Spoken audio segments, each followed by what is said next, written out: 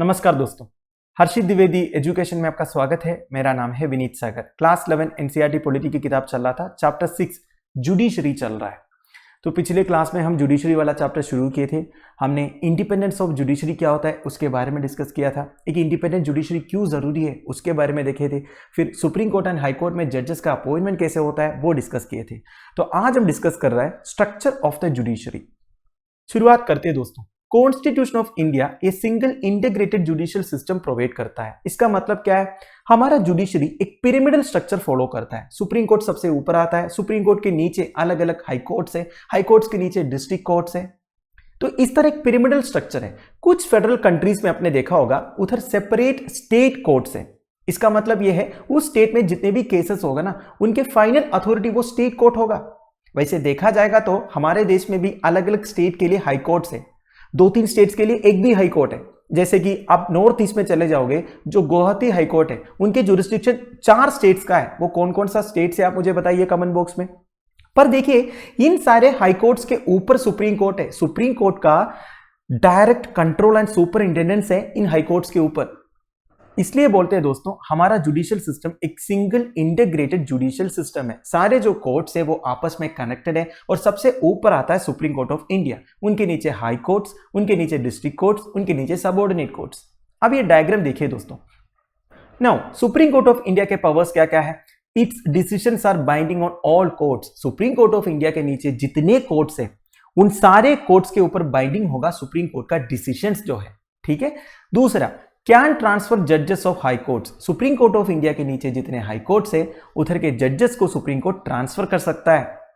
Can move cases from any court to itself. Supreme court उनके lower courts में जो case चल रहा है ना उसे सुप्रीम कोर्ट में मूव कर सकता है।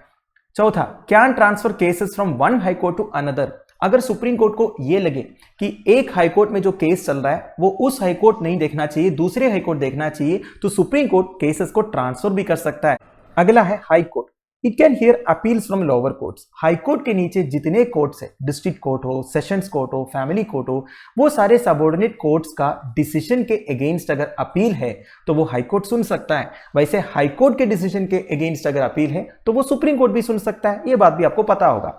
फिर high court can issue Ritz for restoring fundamental rights. जब मैं आपको फंडामेंटल राइट्स के बारे में बता रहा था तब मैंने आपको बताया था फंडामेंटल राइट्स को रिस्टोर करने के लिए supreme court of India and high courts जो है रिट्स इश्यू कर सकता है। 5 टाइप्स ऑफ रिट्स है। कौन कौन सा है? Habeas corpus, mandamus, quo warranto, certiorari and prohibition. तो ये 5 रिट्स जो है फंडामेंटल राइट्स को रिस्टोर करने के लिए इश्यू किया जा सकता है। सुप्रीम कोर्ट भी कर सकता है, हाई कोर्ट भी कर सकता है। फिर देखिए, can deal with cases with in the jurisdiction of state. देखिए एक एक कोर्ट का जुरिस्डिक्शन होता है उस स्टेट का। जैसे कि केरला हाई कोर्ट है, केरला स्टेट के अंदर जितने भी केसेस होगा वो डील करने का पावर है हाई कोर्ट ऑफ केरला के पास। कुछ हाई कोर्ट्स के पास एक से ज्यादा स्टेट्स का जुरिस्डिक्शन है। जैसे मैंने आपको गुवाहाटी हाई कोर्ट का एग्जाम्पल दिया था। ठीक है। तो उस स्टेट के अंदर जितने केसेस आता है या फिर उस हाई कोर्ट के जुरिस्डिक्शन में कितने केसेस आता है वो सारे डील करने का पावर है हाई कोर्ट के पास। फिर देखिए, exercises superintendence and control over courts below it. Obvious सी बात है दोस्तों, हाई कोर्ट के नीचे जितने कोर्ट्स होगा उस स्टेट के अंदर या फिर उनके जुरिस्डिक्शन के अंदर वो सारे कोर्ट्स के ऊपर सुपरिंटेंडेंस एंड कंट्रोल रहेगा हाई कोर्ट का। अगला है डिस्ट्रिक्ट कोर्ट। एक डिस्ट्रिक्ट के अंदर जितने केसेस होगा वो डील करने का पावर है डिस्ट्रिक्ट कोर्ट के पास। मतलब देखिए दोस्तों, एक एक डिस्ट्रिक्ट का जुरिस्डिक्शन दिया होगा एक डिस्ट्रिक्ट कोर्ट को, तो उस डिस्ट्रिक्ट में जितने भी केसेस होता है वो डील करने का, उन मैटर्स के ऊपर डिसाइड करने का पावर है डिस्ट्रिक्ट कोर्ट के पास। Second, considers appeals on decisions given by lower courts. District courts के नीचे भी लोअर कोर्ट्स है। जैसे कि आपने सुना होगा munsif court, metropolitan court, first class judicial magistrate court. तो ये सारे कोर्ट में अगर कुछ डिसीजंस हुआ उनके अगेंस्ट अगर अपील है तो वो सुनने का अधिकार है डिस्ट्रिक्ट कोर्ट के पास। फिर देखिए, decides cases involving serious criminal offences. Serious criminal offences से रिलेटेड केसेस के ऊपर भी डिसाइड करने का पावर है डिस्ट्रिक्ट कोर्ट के पास। जैसे कि कोई किसी का मर्डर किया, अब ये अलग बात है, डिस्ट्रिक्ट कोर्ट का डिसीजन के अगेंस्ट आप अपील कर सकते हो हाई कोर्ट में, हाई कोर्ट के डिसीजन के अगेंस्ट अपील कर सकते हो सुप्रीम कोर्ट में। ठीक है। नाउ वैसे एक और बात मैं आपको बताऊं दोस्तों, डिस्ट्रिक्ट कोर्ट आप 2 तरह का बोल सकते हो, एक डिस्ट्रिक्ट कोर्ट है और एक सेशंस कोर्ट है। नॉर्मल केसेस में डिस्ट्रिक्ट कोर्ट सिविल केसेस को देखते हैं और जो सेशंस कोर्ट है वो क्रिमिनल केसेस को देखते हैं। बस आपके इंफॉर्मेशन के लिए मैंने आप बता दिया। नाउ इसके नीचे है subordinate courts, considered cases of civil and criminal nature. देखिए सिविल नेचर का हो या क्रिमिनल नेचर का हो, वो इनिशियल फेज में कंसिडर करने का पावर है सबऑर्डिनेट कोर्ट्स के पास। अब ये देखिए दोस्तों, इंडियन जुडिशियल सिस्टम का ऑर्गेनाइजेशनल स्ट्रक्चर इधर दिया हुआ है, वैसे एनसीईआरटी किताबें नहीं है, आपकी समझ के लिए मैं बता रहा हूं। सबसे ऊपर आता है सुप्रीम कोर्ट ऑफ इंडिया, फिर हाई कोर्ट्स, फिर district courts and additional district जजेस। अब ये डिस्ट्रिक्ट कोर्ट्स में मैंने आपको बोला था 2 कोर्ट्स आप बोल सकते हो, district courts and session court. ये डिस्ट्रिक्ट कोर्ट जो है नॉर्मली सिविल केसेस को देखते हैं एंड सेशंस कोर्ट जो है क्रिमिनल केसेस को देखते हैं, दोनों डिस्ट्रिक्ट कोर्ट्स है, ठीक है। अब उनके नीचे आता है सबऑर्डिनेट जज क्लास 1, फिर सबऑर्डिनेट जज क्लास 2, सबसे नीचे देखिए court of small causes for metropolitan cities. देखिए मेट्रोपॉलिटन सिटीज के लिए अलग कोर्ट सेटअप करते हैं दोस्तों, क्योंकि मेट्रोपॉलिटन सिटीज में पॉपुलेशन बहुत ज्यादा होता है तो केसेस भी ज्यादा होगा, तो उन्हें डील करने के लिए। फिर देखिए मुंसिफ कोर्ट और कोर्ट ऑफ सब जज 3rd क्लास, ठीक है। तो ये सारे डिस्ट्रिक्ट कोर्ट के नीचे आता है। Now jurisdiction of supreme court, this is very important. देखिए supreme court of India one of the very powerful courts है दुनिया भर में, ये मैंने आपको पहले ही बताया था जब ये चैप्टर शुरू किया था। However, it functions within the limitations imposed by the Constitution. Constitution में दिया हुआ है दोस्तों कि सुप्रीम कोर्ट को कैसे फंक्शन करना है, उससे ज्यादा सुप्रीम कोर्ट फंक्शन नहीं कर सकते। तो आप बोल सकते हो supreme court functions within the limitations imposed by the Constitution. Now, supreme court has specific jurisdiction और scope of powers. अब सुप्रीम कोर्ट के jurisdiction के बारे में हम डिस्कस करेंगे। देखिए 4 टाइप्स ऑफ jurisdiction इधर दिया हुआ है। एक है ओरिजिनल jurisdiction, फिर appellate jurisdiction, advisory jurisdiction and writ jurisdiction. ये 4 के अलावा स्पेशल पावर्स भी है दोस्तों। स्पेशल पावर्स मतलब ये होता है कोई भी लोअर कोर्ट का जजमेंट के अगेंस्ट अपील सुन सकता है सुप्रीम कोर्ट ऑफ इंडिया। अब चारों जुरिस्डिक्शन क्या है हम इन डिटेल डिस्कस करेंगे, उससे पहले ब्रीफली बता देता हूं ओरिजिनल जुरिस्डिक्शन मतलब क्या होता है। देखिए अगर स्टेट्स के बीच में कुछ डिस्प्यूट्स है बाउंड्री को लेके या फिर और किसी भी इश्यू को लेके स्टेट्स के बीच में कुछ डिस्प्यूट्स है, वो सुनने का अधिकार है सुप्रीम कोर्ट ऑफ इंडिया के पास। अगर स्टेट एंड यूनियन गवर्नमेंट के बीच में कुछ इश्यूज है तभी सुप्रीम कोर्ट के पास पावर्स है, इसे ओरिजिनल जुरिस्डिक्शन बोलते हैं, ठीक है।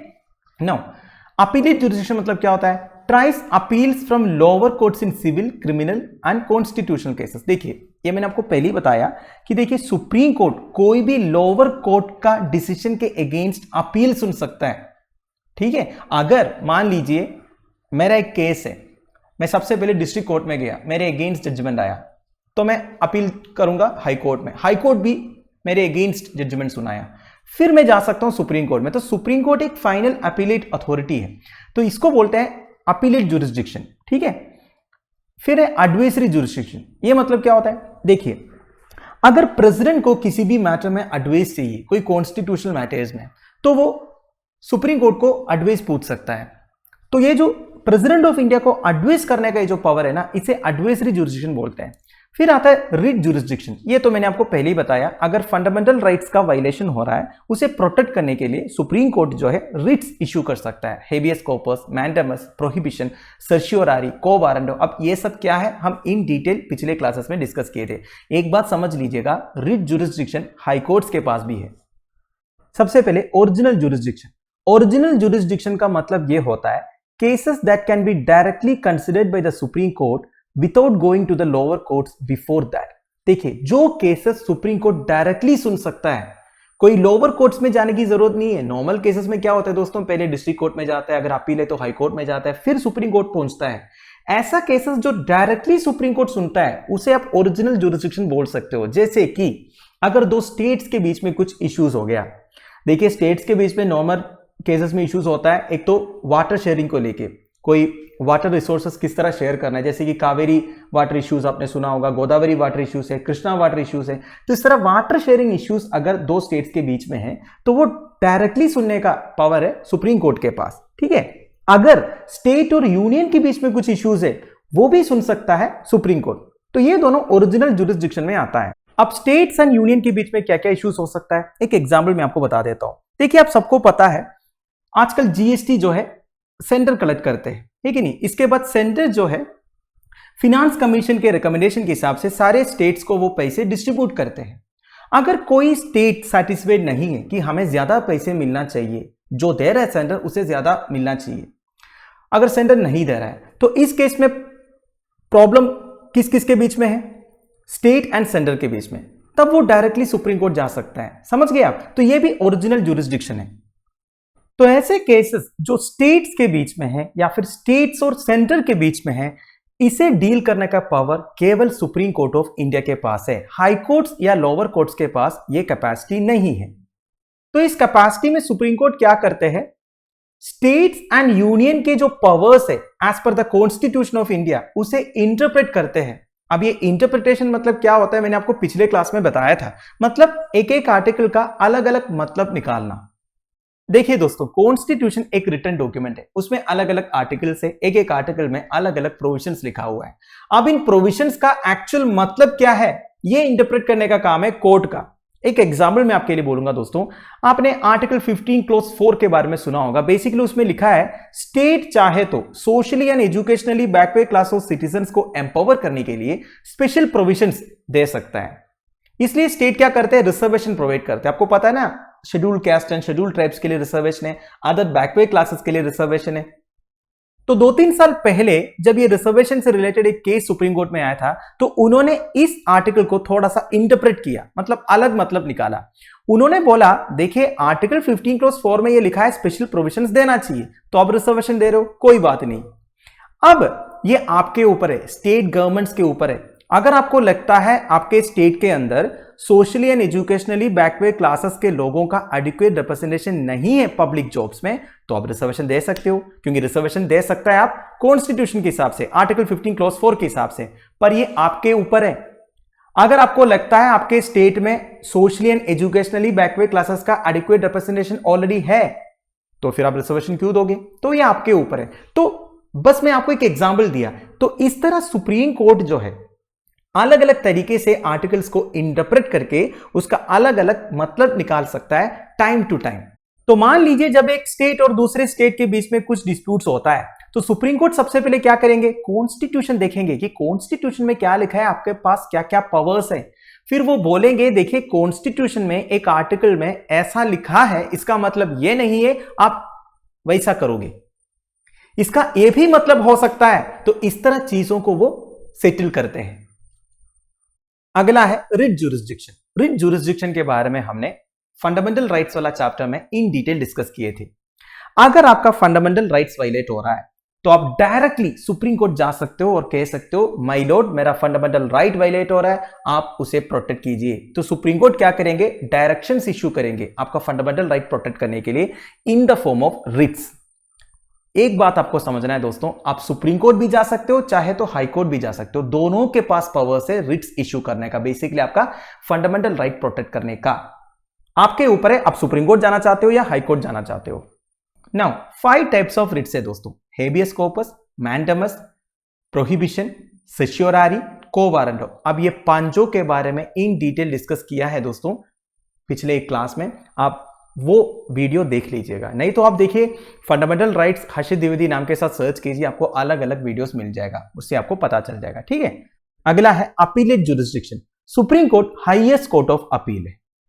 ये person can appeal to the supreme court against the decisions of high court. एक पर्टिकुलर केस में मान लीजिए हाई कोर्ट ने आपके अगेंस्ट डिसीजन सुनाया, तो उस डिसीजन के अगेंस्ट आप अपील कर सकते हो सुप्रीम कोर्ट में। However High Court must certify that the case is fit for appeal, that is to say that it involves a serious matter of interpretation of law और constitution। देखिए high court को ये certify करना चाहिए ये जो case है ये अपील के लिए फिट है।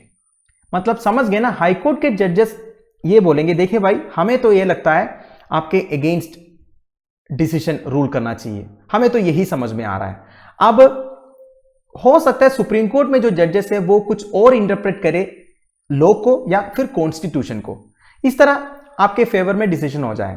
तो अगर हाई कोर्ट के जजेस को यह लगता है हाँ इस केस में और भी इंटरप्रिटेशन हो सकता है लॉ का या कॉन्स्टिट्यूशन का, तब वो सर्टिफाई करके देंगे this case is fit for appeal, आप चाहे तो सुप्रीम कोर्ट जा सकते हो। ठीक है, in addition in criminal cases if the lower court has sentenced a person to death then an appeal can be made to higher court और supreme court. देखिए लोअर कोर्ट मतलब सेशंस कोर्ट में अगर किसी को डेथ पनिशमेंट दिया तो उसके अगेंस्ट भी आप अपील कर सकते हो हाई कोर्ट में। अगर हाई कोर्ट ने भी आपका डेथ सेंटेंस को अपहेल्ड किया तो आप सुप्रीम कोर्ट जा सकते हो। Of course, the Supreme Court holds the powers to decide whether to admit appeals even when appeal is not allowed by the High Court. Very important point. मैंने आपको पहले बोला हाई कोर्ट सर्टिफाई करके देना चाहिए कि आपका जो केस है वो अपील के लिए फिट है या नहीं, पर सुप्रीम कोर्ट फाइनल अथॉरिटी है। सुप्रीम कोर्ट डिसाइड करेंगे एक पर्टिकुलर केस को एडमिट करना है या नहीं एडमिट करना है, भले हाई कोर्ट ने उसे सर्टिफाई ना भी किया हो। बस ये लिखा है कि नॉर्मल केसेस में हाई कोर्ट सर्टिफाई करके देना है कि आपका केस अपील के लिए फिट है। अगर नहीं भी सर्टिफाई करके दिया ना तो सुप्रीम कोर्ट अलो कर सकता है, क्योंकि सुप्रीम कोर्ट फाइनल अथॉरिटी है। Appellate jurisdiction means that the supreme court will reconsider the case and the legal issues involved in it. देखिए, अपीलेट जुरिसडिक्शन का मतलब ये होता है सुप्रीम कोर्ट आपकी केस को रिकंसिडर करेंगे, सारे जो लीगल इश्यूज है, जो भी लीगल इश्यूज इन्वॉल्व है वो सब कुछ देखेंगे, इसके बाद वो अपना जजमेंट सुनाएंगे। If the court thinks that the law or the constitution has a different meaning from what the lower courts understood, देखिए यही मैंने आपको बोला दोस्तों, इंटरप्रिटेशन ऑफ लॉ। अब high court and district courts के जो जजेस है वो कुछ और समझे, और सुप्रीम कोर्ट को यह लगा high court and district court के जजेस ने जो समझा है उस लॉ के प्रोविजंस के ऊपर या फिर कॉन्स्टिट्यूशन के ऊपर, उसे कुछ अलग हम इंटरप्रेट कर सकता है। तो सुप्रीम कोर्ट ऑब्वियसली रूलिंग को चेंज कर सकता है। जब सुप्रीम कोर्ट अपना डिसीजन सुनाएगा तो लोअर कोर्ट्स का जितने भी डिसीजन है वो ऑटोमेटिकली कैंसिल हो जाता है। और देखिए, the high courts to have the appellate jurisdiction over the decisions given by courts below them. ये तो मैंने आपको पहले ही बताया था, हाई कोर्ट्स के पास भी ये अपीलेट जुरिसडिक्शन है। अगर डिस्ट्रिक्ट कोर्ट या सेशन कोर्ट कुछ डिसीजन सुनाया एक पर्टिकुलर इंडिविजुअल के अगेंस्ट, वो पर्टिकुलर इंडिविजुअल डिस्ट्रिक्ट कोर्ट के डिसीजन के अगेंस्ट अपील कर सकता है हाई कोर्ट में। तो कहने का मतलब ये है, ये जो अपीलेट जुरिसडिक्शन है एंड रिट जुरिसडिक्शन है, ये सब हाई कोर्ट के पास भी है। ओरिजिनल जुरिसडिक्शन जो मैंने आपको पहले बोला था, स्टेट और स्टेट के बीच में या स्टेट और सेंटर के बीच में जो डिस्प्यूट्स है, वो ओरिजिनल जुरिसडिक्शन हाई कोर्ट के पास नहीं है, पर writ jurisdiction and appellate jurisdiction high courts के पास भी है। अगला है एडवाइजरी जुरिसडिक्शन। देखिए, ओरिजिनल एंड अपीलेट जुरिसडिक्शन के अलावा supreme court of India possesses advisory jurisdiction also. इसका मतलब क्या है? President of India can refer any matter that is of public importance or that which involves interpretation of constitution to Supreme Court for advice। देखिए, कोई भी matter of public importance, उसमें आप अगर प्रेसिडेंट ऑफ इंडिया को कुछ advice चाहिए, क्योंकि उन्हें कॉन्स्टिट्यूशन का इंटरप्रिटेशन के बारे में, लॉस के बारे में उतना आइडिया नहीं होगा, तो वो सुप्रीम कोर्ट से एडवाइस मांगेंगे, इस बारे में आपका क्या कहना है। तो supreme court of India president को एडवाइस करते हैं। देखिए, ये है कॉन्स्टिट्यूशन में लिखा हुआ, और इस आर्टिकल का ऐसा इंटरप्रिटेशन भी हो सकता है, तो आप ऐसा कीजिए, वैसा कीजिए। इस तरह supreme court president of India को एडवाइस करेंगे। प्रेसिडेंट ऑफ इंडिया को एडवाइस करने का मतलब है बेसिकली गवर्नमेंट को एडवाइस कर रहे हैं कि नहीं, क्योंकि president of India functions on the act and advice of council of ministers. ये सब मैंने आपको पहले भी बताया था। पर देखिए, ध्यान से सुनना, supreme court is not bound to give advice on such matters and president is not bound to accept such an advice. ठीक है, मतलब देखिए, प्रेसिडेंट ने एडवाइस पूछा, इसका मतलब ये नहीं है सुप्रीम कोर्ट को ये देना ही है। सुप्रीम कोर्ट चाहे तो मना भी कर सकता है, और सुप्रीम कोर्ट एडवाइस देने के बाद मतलब सुप्रीम कोर्ट बोलेंगे आप ऐसे करो, वैसे ही करना कोई जरूरी नहीं है प्रेसिडेंट ऑफ इंडिया को। तो ये दोनों के ऊपर बाइंडिंग नहीं है, ये भी आप समझ लीजिएगा। फिर किस लिए दोस्तों इस तरह एडवाइजरी पावर्स? इसका मतलब यह है, the utility is twofold. In the first place, it allows the government to seek legal opinion on a matter। देखिए, कोई भी पब्लिक इंपॉर्टेंस वाला मैटर में एक लीगल ओपिनियन मिलेगा गवर्नमेंट को, एक फायदा है। एंड दिस में प्रिवेंट अननेसेसरी लिटिगेशंस लेटर। देखिए, कोई भी मैटर के ऊपर डिसीजन लेने से पहले अगर प्रॉपर तरीके से सुप्रीम कोर्ट का ओपिनियन लेंगे, एडवाइस लेंगे, तो बाद में कुछ लिटिगेशंस नहीं होगा। मतलब ये पॉलिसी इंप्लीमेंट करने के बाद फिर कोई बोलेगा कि ये गलत है, ये फंडामेंटल राइट को वायलेट कर रहा है, मैं सुप्रीम कोर्ट जाऊंगा, तो ये अवॉइड कर सकता है ना। देखिए भाई, हमने पहले सुप्रीम कोर्ट से पूछा था ये हम कर सकते हैं या नहीं कर सकते हैं, तो सुप्रीम कोर्ट ने बोला चलो भाई कर लो, तब हम कर रहे हैं।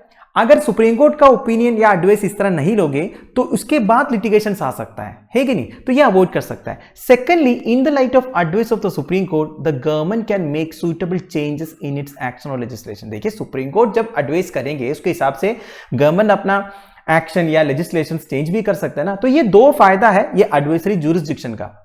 अब ये एडवाइजरी जुरिसडिक्शन का एक एग्जाम्पल मैं बोलता हूं, तब आपको मैटर और क्लियर हो जाएगा।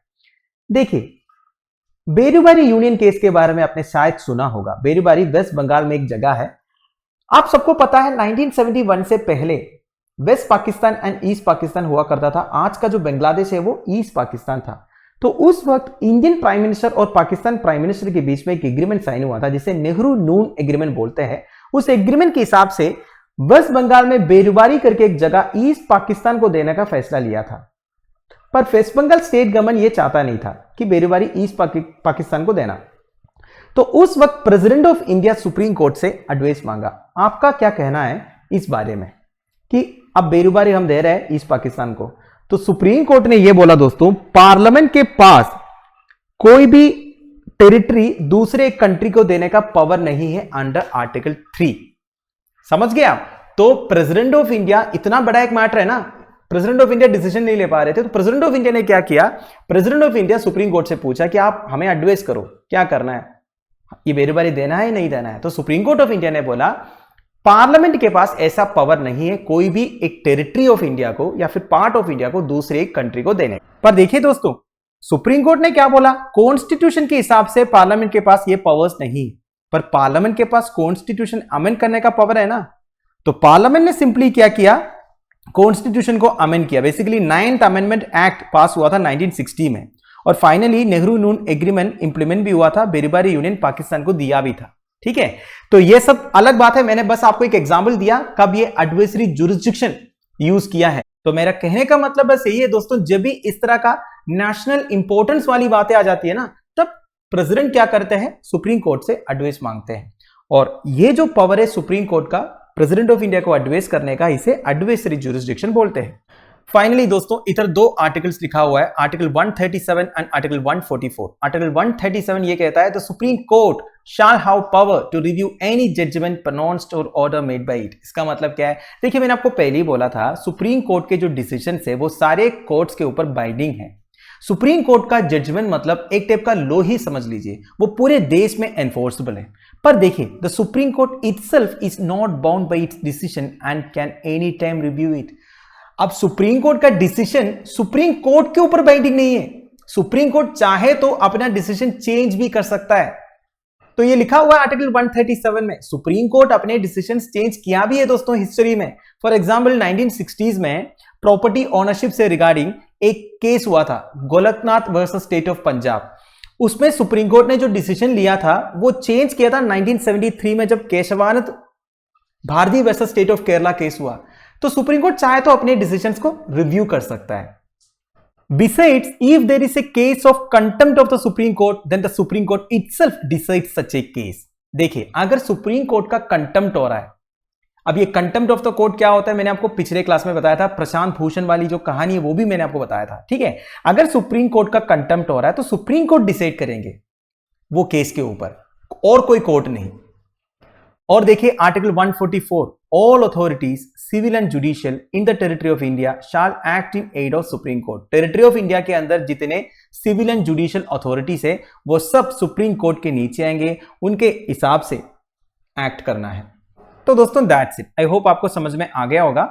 नाउ इधर एक मैच द फॉलोइंग दिया हुआ है, चलिए ये सोल्व कर देते हैं दोस्तों। हमने जो पढ़ा है अभी तक वही पूछा है, dispute between state of Bihar and union of India will be heard by. देखिए, state of Bihar and union of India के बीच में डिस्प्यूट हो रहा है, तो वो ओरिजिनल जुरिसडिक्शन में आएगा सुप्रीम कोर्ट का। तो आप बोल सकते हो ओरिजिनल जुरिसडिक्शन है, ठीक है। वैसे सुप्रीम कोर्ट भी आप मैच कर सकते हो, क्योंकि सुप्रीम कोर्ट ही सुनेंगे ये जो डिस्प्यूट है, क्योंकि ओरिजिनल जुरिसडिक्शन में आएगा। फिर appeal from district court to Haryana will go to. देखिए, डिस्ट्रिक्ट कोर्ट ऑफ हरियाणा से अपील जाएगा तो वो कहां जाएगा, हाई कोर्ट में जाएगा, Punjab and Haryana high court है उधर जाएगा। फिर देखिए सिंगल इंटीग्रेटेड जुडिशरी, वो कौन सा है, सुप्रीम कोर्ट है।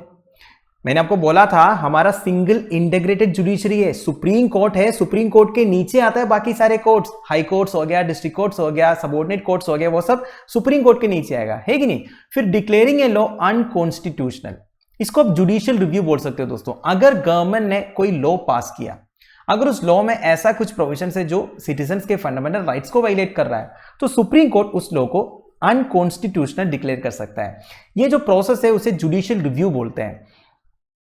तो बेसिकली पार्लियामेंट जो लॉ पास करते हैं वो कॉन्स्टिट्यूशन के हिसाब से होना चाहिए। कॉन्स्टिट्यूशन में जो लिखा है उसके अगेंस्ट अगर पार्लियामेंट का लॉ है तो उसे अनकॉन्स्टिट्यूशनल कोर्ट डिक्लेयर कर सकते हैं, इसे जुडिशियल रिव्यू बोलते हैं, ठीक है।